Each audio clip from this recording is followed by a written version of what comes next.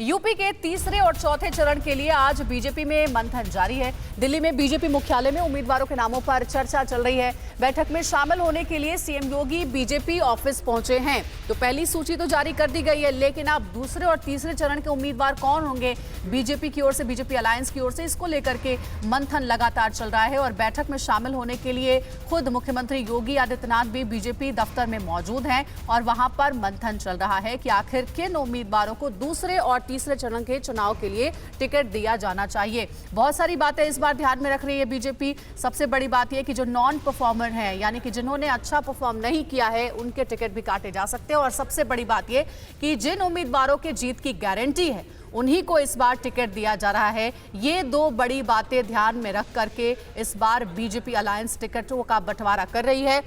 BJP दफ्तर में बड़े नेता मौजूद हैं, मुख्यमंत्री योगी आदित्यनाथ मौजूद हैं। बैठक चल रही है और बैठक में मंथन हो रहा है। दिल्ली में ये बैठक चल रही है और लगातार जो है इस पर अपडेट आपको हम दे रहे हैं। दूसरे और तीसरे चरण के साथ ही चौथे चरण के लिए आज बीजेपी में मंथन चल रहा है और जैसे ही नाम फाइनल हो जाएगा, कुछ ही दिनों में उन उम्मीदवारों के नामों का भी ऐलान हो जाएगा।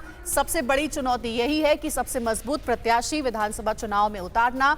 तमाम पार्टियों के प्रत्याशियों को देखते हुए बीजेपी के लिए भी बड़ी चुनौती है, क्योंकि इस बार उत्तर प्रदेश विधानसभा चुनाव में जो विपक्षी पार्टियां हैं वो मजबूत रणनीति के साथ उतर रही हैं और ऐसे में बीजेपी किसी भी तरीके का जोखिम नहीं उठाना चाहती है।